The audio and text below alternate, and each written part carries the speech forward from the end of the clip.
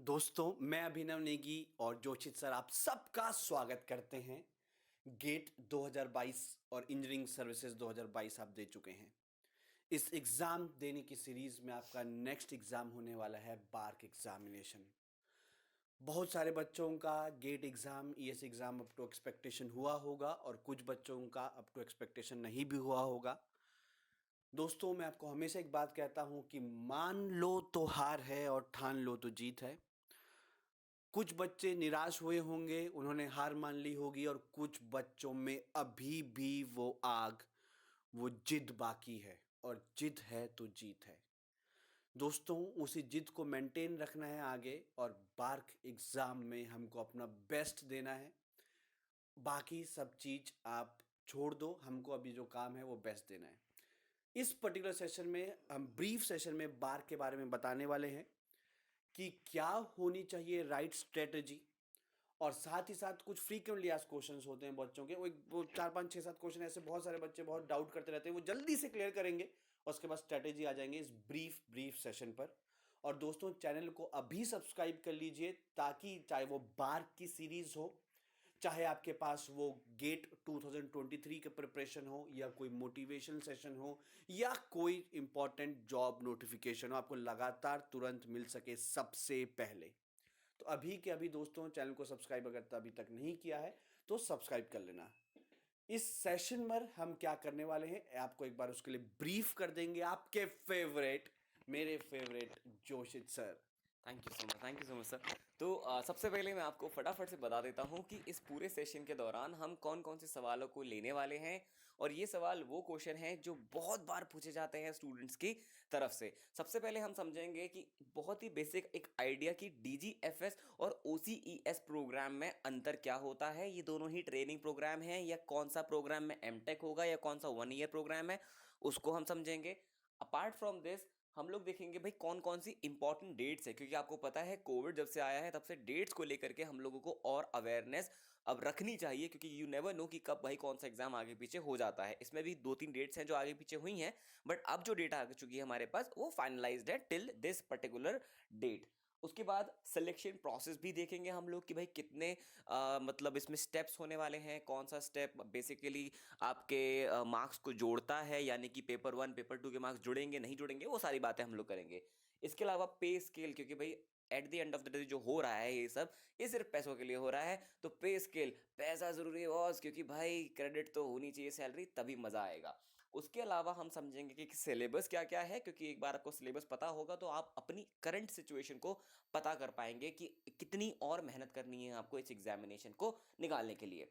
Exam pattern बहुत important चीज, because इसका एग्जाम पैटर्न थोड़ा सा अलग है बाकी और जो एग्जाम होते हैं आपके उनसे। Apart from this difficulty level and cut off, क्योंकि एक रेफरेंस लाइन होना तो हमारे पास जरूरी है।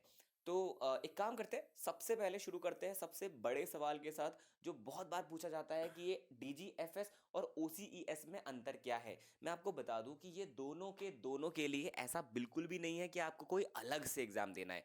जो प्रोसेस होगा, जो सिलेक्शन प्रोसेस में हम लोग आपको बताएंगे, उसी सिलेक्शन प्रोसेस से डीजीएफएस और ओसीईएस दोनों ही प्रोग्राम में आपको एंट्री मिल सकती है। अंतर क्या है? डीजीएफएस बेसिकली आपका 2 साल का फेलोशिप प्रोग्राम है, एमटेक प्रोग्राम है। ओसीईएस 1 साल का ट्रेनिंग प्रोग्राम होगा। जो ओसीईएस होगा वो 5 मतलब इनके सेंटर हैं बार्क के, वो उन्हीं में ही होने वाला है। लेकिन जो डीजीएफएस है उसमें जो एमटेक करवाई जाएगी वो आपको जो वेल नोन आईआईटीज हैं, IIT Bombay, IIT Roorkee, IIT Kanpur, Kharagpur, जितने भी आईआईटीज हैं जो आपके पुराने आईआईटीज हैं, प्लस एनआईटी रौरकेला और एक आईसीटी आपका मुंबई जो आपका कॉलेज है, वहां से आपको एमटेक करवाया जाता है। डीजीएफएस के दौरान जब आपकी ट्रेनिंग हुआ करेगी तो उसमें आपके 3 से 4 इंक्रीमेंट जो है होंगे, डिपेंड करेगा आपकी परफॉर्मेंस के ऊपर। और ओसीईएस में वही जो आपके इंक्रीमेंट है वो 2 से 3 होंगे, मतलब यहाँ पे थोड़ा सा इंक्रीमेंट में अंतर आएगा। लेकिन एक और बात बता दूं मैं आपको इंटरेस्टिंग सी, दोनों की सैलरी में ज़्यादा अंतर नहीं आएगा, क्योंकि आपको डीजीएफएस की जो सैलरी है स्टार्टिंग के 1 या 2 साल तक पूरी नहीं मिलेगी। तो वो हम बाद में उस चीज़ पे भी दोबारा आ जाएंगे। तो डीजीएफएस और ओसीईएस में यही बेसिक अंतर है। और एक और बात मैं आपको बता दूं कि जो सिलेक्शन प्रोसेस में टॉपर्स होने वाले हैं, मैक्सिमम उनको प्रिफरेबली डीजीएफएस ही प्रोवाइड कराया जाता है। ठीक है, तो ये था आपका इसका डिफरेंस।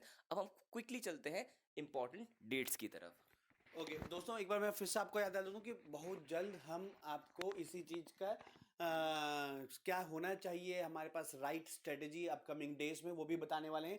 एक बार जल्दी से आपको डेट बता दूं यार, फॉर्म वगैरह आपने भर ही लिया होगा मैं उम्मीद करता हूं। इसके बाद जो नेक्स्ट स्टेप आपके पास होने वाला है कि आप स्लॉट कब बुकिंग करेंगे, तो 4 मार्च आके में आप स्लॉट बुक कर सकते हैं, क्योंकि जो आपका एग्जाम है वो 7 से 13 अप्रैल है। और वहाँ पे ना बार मेरे को नहीं पता आपने कितना डिटेल में पढ़ा है, कि बहुत सारे लोग, मैं भी अपने टाइम पे बहुत डिटेल में नहीं पढ़ता था। जो ऑनलाइन एग्जामिनेशन आप 7 अप्रैल से 13 अप्रैल में बुक करेंगे ना, वो फर्स्ट कम फर्स्ट सर्विसेज है। तो सपोज आपका कोई समय इंपॉर्टेंट वर्क है, आपका कोई उसके सामने सेमेस्टर एग्जाम है, तो या कोई यूनिट टेस्ट या माइनर एग्जाम है, तो आप अकॉर्डिंगली जल्दी से स्लॉट कर दीजिए, क्योंकि फर्स्ट कम फर्स्ट सर्विसेज है। लास्ट डेट जो आपके पास है to upload GATE score, that will be 13 April है, अगर आप गेट के थ्रू दे रहे हैं। उसके बाद जो लिस्ट ऑफ कैंडिडेट्स होगा, जो शॉर्टलिस्ट किए जाएंगे इंटरव्यू के लिए, दोस्तों आपको आगे जाके पूरा डिटेल में बताएंगे कि यहाँ पर जो रिटर्न मार्क्स जस्ट क्वालिफाइंग है, उसके बाद 1000 मार्क्स का इंटरव्यू होगा, कितनी कट ऑफ है, सब कुछ बताएंगे। साथ साथ में जो हमारा मेन फोकस रहेगा वो स्ट्रेटेजी पर रहेगा कि किस तरीके से पढ़ना चाहिए। तो आपके पास रिटर्न एग्जाम जस्ट क्लियर भी हो गया ना यार, तो आपके पास आगे फाइनल में रिटर्न मार्क्स काउंट नहीं होने वाले हैं, ठीक है। इंटरव्यू कितने मार्क्स का रिटर्न होता है, कितने मार्क्स का आपके पास इंटरव्यू का, सब बताएंगे अभी। शॉर्टलिस्ट जो होंगे ना रिटर्न एग्जाम देने के बाद, वो आपके पास 28 अप्रैल को आपको पता चल जाएगा। और उसके बाद आप अपना स्लॉट बुक कर सकते हैं 30 अप्रैल और मई 4 के बीच में। और सिलेक्शन इंटरव्यूज आपके पास 14 अप्रैल और 31 अप्रैल को होंगे। और जो फाइनल लिस्ट ऑफ कैंडिडेट्स होगी आपके पास वो आपके पास आ जाएगी 18th को ओसीएस के लिए, और डीजीएफएस के लिए आपके पास 20 सितंबर को आ जाएगी। इसके बाद दोस्तों आगे आपके पास चलते हैं, नेक्स्ट चीज है सिलेक्शन प्रोसेस। करेक्ट। तो अगर हम बात करें सिलेक्शन प्रोसेस की, तो देखिए यहाँ पे आपके पास दो रास्ते हैं। इसमें पहला जो स्टेज है उस तक पहुँचने के, एक आपका तरीका है आप डायरेक्टली गेट के थ्रू जा सकते हैं, जिसमें गेट का 2021 और 2022 दोनों ही गेट स्कोर यहाँ पे एप्लीकेबल हैं, वैलिड हैं। इसके अलावा अगर आपको लगता है कि नहीं मेरा गेट उतना अच्छा नहीं हुआ है, मैं तो अलग से दोबारा जो एग्जाम होगा वो देना चाहता हूं, तो बार्ग अलग से एग्जाम भी कंडक्ट कराएगा, जिसका स्लॉट बुकिंग का डेट अभी अभी सर ने आप लोगों को बताया था। अब आपको लगता है कि नहीं मेरा गेट में तो मार्क्स एवरेज था, मतलब ठीक है, उतना अच्छा नहीं है, लेकिन मैं रिटर्न भी देना चाहता हूं, तो आपके पास दोनों ऑप्शन भी होंगे कि आप ये भी ले लो और ये भी चूज कर लो। तो बेस्ट ऑफ टू जो होगा उसके अकॉर्डिंग आपको बुलाया जाएगा इंटरव्यू के लिए। और मैं आपको क्लियर कर दूं कि अगर आप बार का रिटन टेस्ट दे रहे हो, या आप गेट 2021 2022 के हिसाब से जाते हो, या दोनों को चूज करते हो, ये सिर्फ और सिर्फ आपके लिए एक क्वालिफाइंग स्टेज है। इसके मार्क्स आगे जाकर के ऐड नहीं होंगे। एक बार जब आपका ये एग्जाम क्लियर होता है, जैसा सर ने आपको बताया था, फिर इंटरव्यू के लिए आपकी लिस्ट आएगी, और उस इंटरव्यू में आप लोगों को पूछा जाएगा कितने मार्क्स की चीजें, वो हम आपको पैटर्न में समझा देंगे। तो आपका जो प्रोसेस है वो बेसिकली बहुत सिंपल सा है, या तो आप रिटन टेस्ट लिख दो, या आप या आप गेट के थ्रू जाओ, या दोनों को ही आप चूज कर लो, बेस्ट ऑफ टू आपका ले लिया जाएगा। एक बार यहाँ से आपने क्वालिफाई किया, जस्ट क्वालिफाई भी कर लिया चलेगा, फिर आप जाएंगे इंटरव्यू में, जहां पे आपकी 1000 मार्क्स के हिसाब से पूरा का पूरा देखा जाएगा कि भाई आपका कितना अच्छे कॉन्सेप्ट्स हैं, और भी जितनी भी चीजें उन लोगों को नापनी है।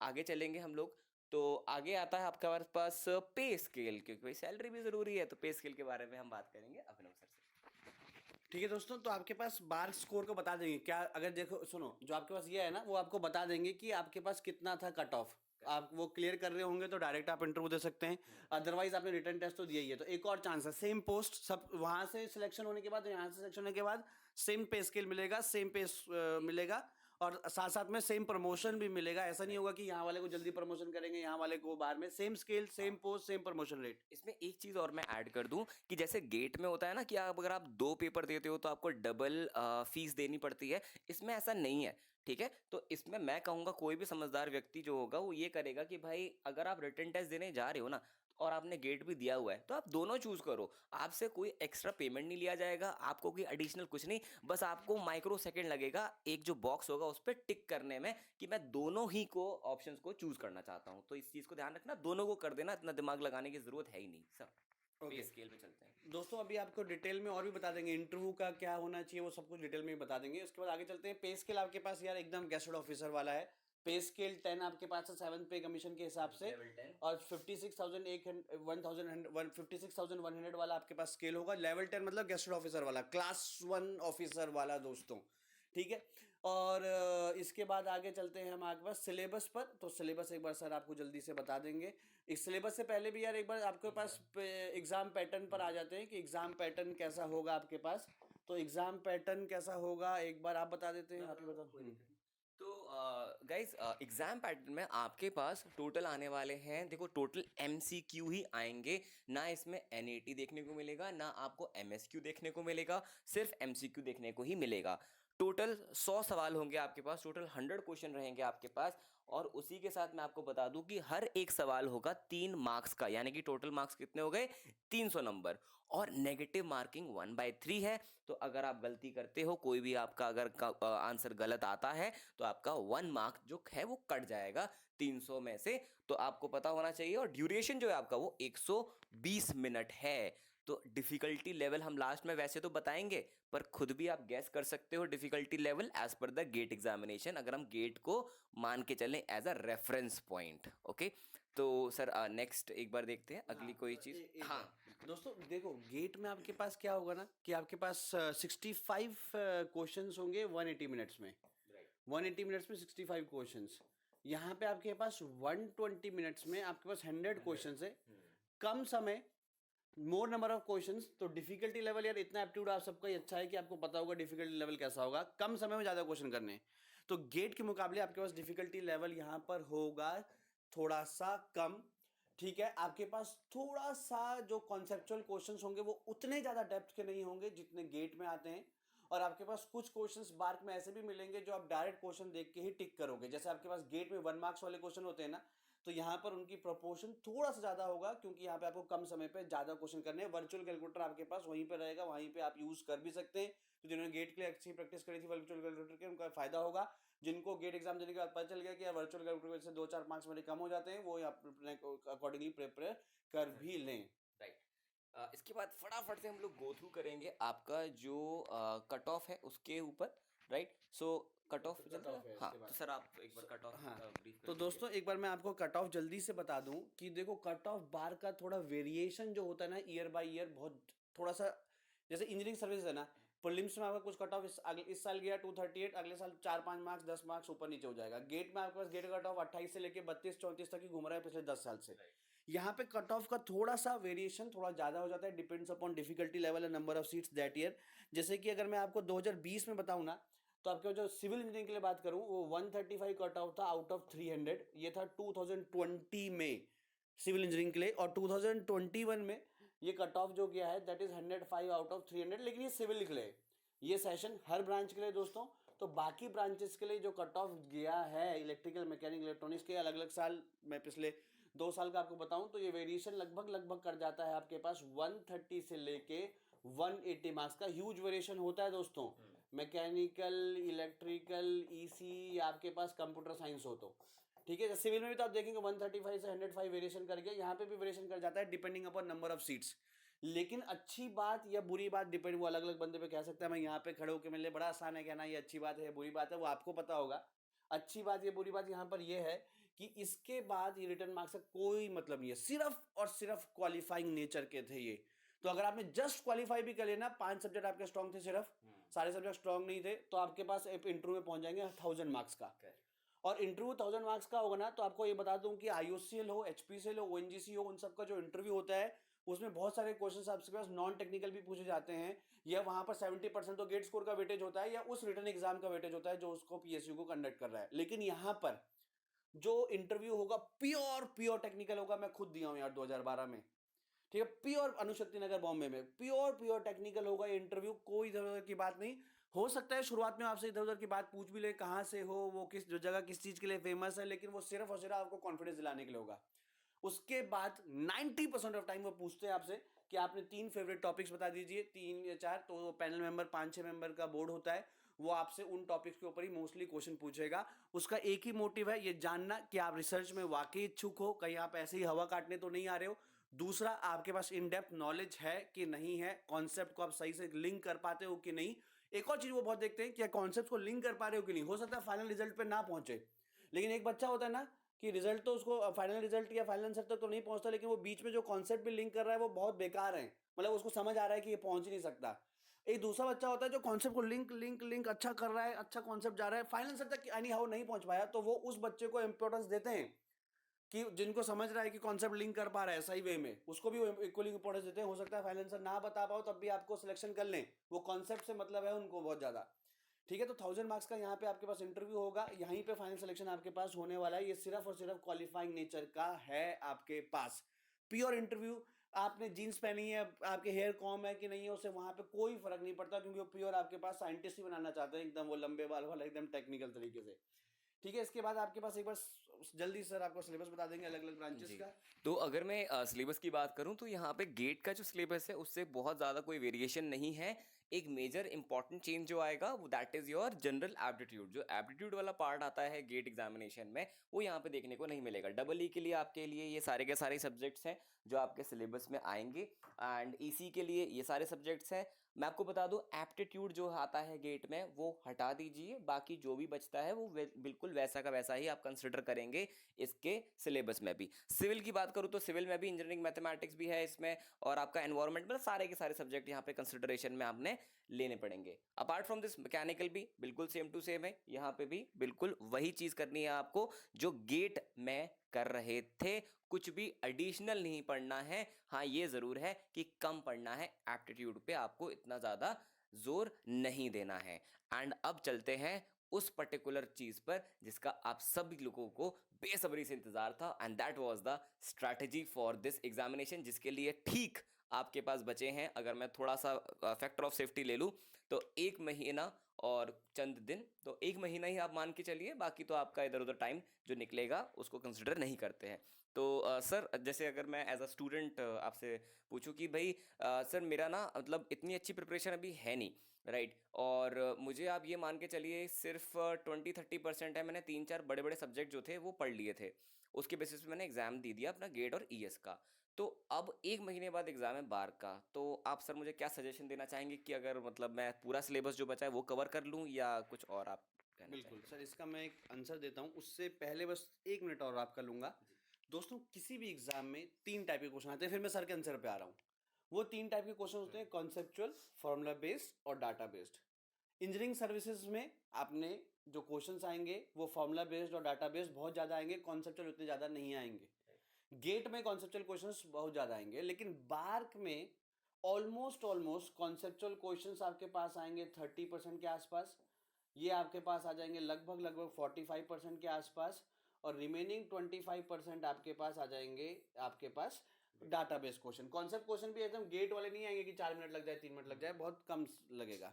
दूसरा सर का जो क्वेश्चन था बहुत इंपॉर्टेंट था कि यार किसी बच्चे ने 2 या 3 सब्जेक्ट किए और उसका अभी तक ना, एक मैं यहाँ पे बहुत सारे बच्चों की लिस्ट बना दूं कि अभी तक 0 से लेके 25% ही कवर है, 0 से लेके 25% तक ही उस बच्चे का कवर है।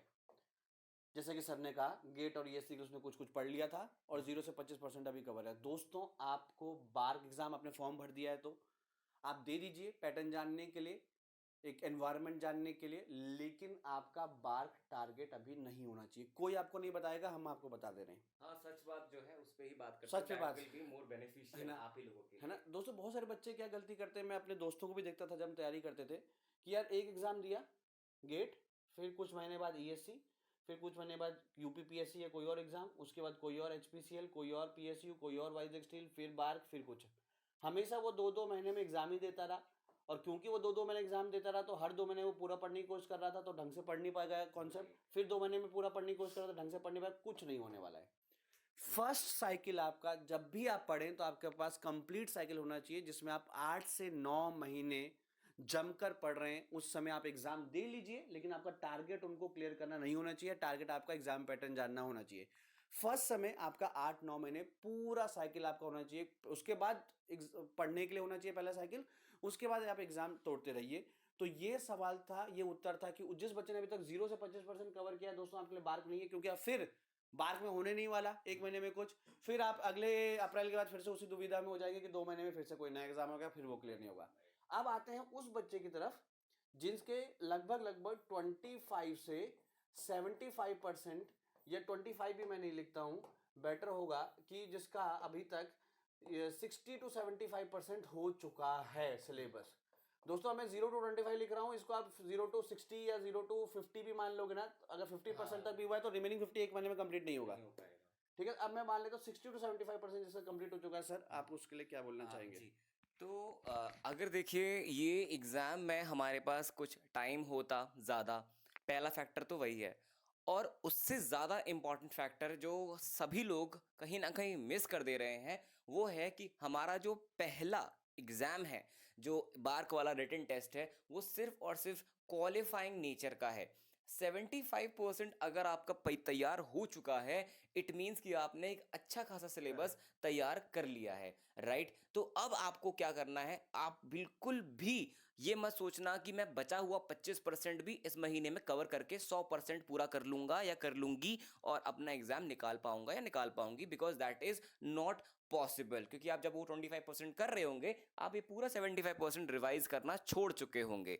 तो यही आपको मैं कहूंगा, अगर आपका 75-80% तक भी अगर सिलेबस हो चुका है, प्लीज उसी पर ही फोकस कीजिए। सिर्फ 80% सिलेबस को ही रगड़ दीजिए कस के, और जो भी आपके सवाल बने, गेट के प्रीवियस ईयर क्वेश्चन हो, उस पर्टिकुलर टॉपिक के जितने भी ऐसे क्वेश्चन हो, आप उनको जरूर लगाएं। और याद रखें कि एक बार ये बार का एग्जाम हो जाएगा, उसके बाद हम, जैसा सर ने कहा, वो एक पूरी साइकिल जब एक बार घूम जाएगी ना, फिर चाहे कोई भी एग्जाम होगा, टेक्निकल, सिविल, या फिर आप जो भी ब्रांच से एसोसिएटेड है, उस ब्रांच का कोई भी एग्जाम होगा, आप निकाल पाएंगे। तो मैं यही बोलूंगा आपसे, बचा हुआ जो आपका 25 या 20% सिलेबस होगा, उसको अब आप फोकस मत कीजिए। जो ऑलरेडी आपके पास है उस पर फोकस कीजिए। रीजन बीइंग, पहले तो 1 महीना है, और दूसरा सिर्फ क्वालिफाई करना है बेटा पेपर 1 को। आपको उसमें टॉप नहीं मारना है, क्योंकि उसका कोई फायदा नहीं है।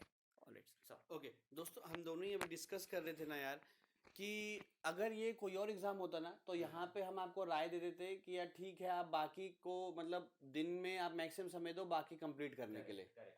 लेकिन ये बार्क है, बार्क का रिटर्न एग्जाम आगे काउंट नहीं होना है। रिटर्न मार्क्स 1000 मार्क्स का इंटरव्यू के हिसाब से आपका फाइनल सिलेक्शन होना है। और पिछली बार के जो कट ऑफ है वो आपके पास 40% से भी कम मार्क्स है। तो 40, आप तो 70-60 मार्क्स 60% कंप्लीट कर चुके हो। तो सिर्फ बार की कट ऑफ को देखते हुए, सिर्फ बार का ये देखते हुए कि प्रीलिम्स के मार्क्स या रिटर्न के मार्क्स आगे काउंट नहीं होंगे, तो हम आपको बोल रहे हैं कि आप बार के लिए जा सकते हैं विद फुल फ्लैश रिवीजन के साथ, है ना। कोई और एग्जाम होता तो हम आपको ये राय देते कि यार आप उसको ठीक है एग्जाम के लिए पढ़ लीजिए, लेकिन मोस्ट ऑफ द टाइम आपका एक दिन में कवर जाना चाहिए रिमेनिंग को कंप्लीट करने के लिए। सिर्फ बार की वजह से हमने डिसाइड किया कि better suggestion will be to go for the revision, क्योंकि यहाँ पे रिटर्न के मार्क्स कम भी आ जाते हैं तो कोई फर्क आगे नहीं पड़ने वाला है। अब बहुत सारे बच्चे जो इस वाली रेंज में होंगे, मोर देन 75%, मेरे को नहीं लगता कि उनको कोई स्ट्रैटेजी की अभी जरूरत होगी। ऑफ कोर्स आपको पता है, आपको जो पढ़ा है उसको रिवीजन करते जाओ सही वे में। और जब भी आपको बाकी समय मिलता है ना, बहुत रिवीजन से आप बोर हो गए, तो ये इस वाले बच्चे के लिए भी आप रिमेनिंग जो बचा हुआ है उसको भी 1-2 घंटे आप कंप्लीट कर सकते हैं कि उसको 100 बनाना है। लेकिन हाँ, इस वाले बच्चे को तो नहीं पढ़ना है अभी। वो अपने पूरा साइकिल कंप्लीट करे पहले, फिर आने वाले एग्जाम्स को फोकस करे। अभी वो दे ले एग्जाम पैटर्न जानने के लिए, लेकिन ऐसा कुछ नहीं करना है। ठीक है दोस्तों, आपका जो भी डाउट होगा आप कमेंट सेक्शन पे हमसे लिख सकते हैं, हम बिल्कुल आपको वो डाउट बताएंगे। राइट। और मैं एक बार फिर से आपको बोल दूं, ये जो कैटेगरी में स्टूडेंट्स आ रहे हैं ना, 50% से कम है जिनका, और हमने जिनको बोला आप बार का एग्ज़ाम मत दीजिए, या मतलब एग्ज़ाम दे लीजिए बट फोकस मत कीजिए इस पर, आप दिल छोटा मत करना। ये मत सोचना कि अरे यार मेरे साथ तो कुछ हो ही नहीं पाएगा या मैं कुछ कर ही नहीं पाऊंगा। हमने ये कभी नहीं कहा। सिर्फ इतना कहा जा रहा है आपसे कि जो वक्त आप वेस्ट करने वाले हैं 1 महीना ये सोचकर कि आप बचा हुआ सिलेबस कवर करके बार को क्रैक कर पाएंगे, उस समय को भी अगर आप यूटिलाइज करें, तो जो काम आप 8 महीने में करने वाले हैं वो 7 महीने में ही आपका अचीव हो जाएगा। तो आप जो भी आपका ब्रांच है उसके सिलेबस पे फोकस कीजिए, और तब तक आपके पास, और ये तो क्या है, ये भैया जीवन का एक छोटा सा हिस्सा है, जीवन नहीं है। अभी ये है, कल दूसरा कोई एग्जाम आएगा, फिर दूसरा कोई एग्जाम आएगा, फिर तीसरा कोई एग्जाम आएगा। तो एक बार सिलेबस अगर आपका पूरा हो गया, मैं सिर्फ इस वाले बच्चों की बात करूं, इन वाले बच्चों की बात करूं, एक बार बच्चे सिलेबस पूरा हो गया ना, आप खुद ही कहोगे कि सर एग्जाम ले आओ, निकाल हम देंगे। ठीक है। कुछ बच्चों का ये भी सवाल आ रहा होगा, यार ठीक है सर हम इस वाली रेंज में नहीं है, हम यहाँ पे हैं, तो हम आपने कह दिया कि रिवीजन करना है, पर रिवीजन कैसे करना है, मतलब कैसे हम रिवीजन करें। दोस्तों देखिए, आप रिवीजन कैसे करना है, मतलब क्यों आप ये जानना चाह रहे हैं मुझसे या सर से? एसएफडी बीएमडी पढ़ना है, आपने नोट्स बनाए होंगे, क्वेश्चन प्रैक्टिस करना है, वैसे ही करना है। आपने एनवायरनमेंट का बनाया होगा, फ्लूइड मैकेनिक्स का बनाया होगा, नोट्स बनाए होंगे, या जहाँ से आपने पहले पढ़ा था, जहाँ से आपने ये कंप्लीट किया है, जिससे आप मान रहे हैं कि जो कंटेंट पढ़ के आपने ये कंप्लीट कर लिया, आपको वही फिर से पढ़ना है। अब बात क्वेश्चन प्रैक्टिस की आई, तो अगर आप गेट के क्वेश्चन ऑलरेडी 1 या 2 बार लगा चुके हैं और आपने रिसेंटली लगाए, तो यहाँ लगाने की जरूरत नहीं है। बेटर है कि आप कुछ और मॉक टेस्ट या ग्रेडअप की ऐप पर या बायजूस एग्जाम प्रेप की ऐप पर ही आपके पास बहुत सारे क्वेश्चन है, हमको सॉल्व कीजिए। हम भी कुछ सेशन लेके आएंगे विद मोस्ट एक्सपेक्टेड क्वेश्चंस। बिल्कुल वो एक्सपेक्टेड ही है, बार का पिछला पैटर्न देखते हुए। कोई गारंटी हम नहीं ले रहे कि वैसा ही क्वेश्चन आ जाए। इतने बड़े जादूगर अभी तक तो हम नहीं हुए हैं, और मेरे को लगता भी नहीं कि इस जन्म में होंगे। तो जिनका ये कंप्लीट हो चुका है दोस्तों, उनको प्रैक्टिस करना है क्वेश्चंस का और अपने कंटेंट का, जहाँ से उन्होंने नोट्स बनाए हैं। देखो, अगर किसी बच्चे ने नोट्स बनाए हैं, शॉर्ट नोट्स नहीं बनाए हैं, तो 50 वीडियो देख के शॉर्ट नोट्स की वीडियो मत भागना, पीछे मत भागना कि मैंने नहीं बनाया है। ठीक है, रादर देन अगर आप नोट्स को इतने बार रिवाइज कर लोगे ना, जैसे आपके कोई सब्जेक्ट बहुत फेवरेट होगा, आपने उसका नोट्स बनाया होगा, अगर उसकी रिवाइज कर लोगे, वो उस बच्चे के लिए शॉर्ट नोट्स बन जाता है अपना आप ही, क्योंकि वो बहुत जल्दी जल्दी उसकी निगाहें एकदम नोट्स पढ़ लेती है। ठीक है, तो आपने जहां से भी पढ़ा था उसको रिवाइज करना है, साथ साथ क्वेश्चंस लगाने हैं। लेकिन क्वेश्चंस के लिए आपको बता दूं कि अगर आप गेट के क्वेश्चन ऑलरेडी 2 बार लगा चुके हैं, तो फिर तीसरी बार लगाने का कोई मतलब उनको नहीं है। बेटर है कि आप कोई टेस्ट सीरीज या मॉक टेस्ट या बायजूस एग्जाम प्रेप की ऐप पर जो क्वेश्चंस है उनको लगाएं, तो वो आपको मोर बेनिफिशियल देंगे। क्योंकि गेट का कुछ डोमेन होगा, आपको क्वेश्चन देखते ही पता है कि यार ये राइट साइड के पेज में नीचे वाला है, इसमें मैं ये वाली गलती करता हूँ, आपको पहले से ही पता है। अब बात, आपको फील लेना है ना एग्जाम का फील क्या होगा, एकदम अरे बाप रे नया क्वेश्चन आ गया, चाहे वो इजी हो या मॉडरेट हो, हार्ड हो, अलग बात है। तो वैसे ही आप थोड़ा सा फील लीजिए। बहुत समय से आप गेट और ईएससी के प्रीवियस ईयर क्वेश्चन कर रहे हैं, आप थोड़े से डिफरेंट लीग के मॉक टेस्ट, टेस्ट सीरीज या बायजूस एग्जाम प्रेप की ऐप से उन क्वेश्चंस को सॉल्व करके इन वाले बच्चों को अपना प्रैक्टिस आगे बढ़ाना है। इसी के साथ आई थिंक अब कंक्लूड करना चाहिए, बट एक थोड़ा सा इंपॉर्टेंट पॉइंट है जो मुझे लगता है ऐड कर देना चाहिए। वैसे तो आपको पता है, लेकिन कहीं आप भूल ना जाओ कि वक्त कम है, सवाल ज़्यादा है, मतलब वर्चुअल कैलकुलेटर पे उंगलियां चलने वाली हैं। तो आपके पास जो पूरा 1 महीना है, उसमें मैं आपको सजेशन दूंगा कि प्लीज़ अपना जो आपका साइंटिफिक कैलकुलेटर है उसको आप साइड में रख दो, और जो भी आप कैलकुलेशन कंडक्ट करते हो, परफॉर्म करते हो, वो सारे की सारी आप वर्चुअल कैलकुलेटर से ही कीजिएगा, ताकि वहाँ पे थोड़ा वक्त आप बचा पाएँ क्लिक क्लिक क्लिक क्लिक करने में। तो इसी के साथ मैं और सर आप लोगों से विदा लेंगे। आई होप इस सेशन से आपको कुछ ना कुछ मदद ज़रूर मिली होगी। फिर भी अगर आपको कोई भी डाउट आता है इस वीडियो के नीचे, आप कमेंट बॉक्स में ज़रूर बताइएगा। मैं और सर आपके लिए वहाँ पे हमेशा अवेलेबल रहेंगे। एज सुन एज आपका डाउट आएगा, हमारा वहाँ पे आपको जवाब आएगा। प्लस किसी भी तरह की मदद की ज़रूरत हो आपको, बार के एग्जाम से रिलेटेड या और भी किसी एग्जाम से रिलेटेड, तो प्लीज़ निसंकोच होकर के अप्रोच कीजिए। और इस वीडियो के कमेंट बॉक्स में ही आप हमें बता सकते हैं कि अगर आपको किसी तरह का सेशन चाहिए तो वो किस तरह का सेशन चाहिए, वो हम लाएंगे। बाकी हम तो अपने एंड से लाएंगे ही। So thank you so much for being here, this is our time, and मिलते हैं आपसे बहुत जल्द। तब तक के लिए take care. Thank you guys, take care.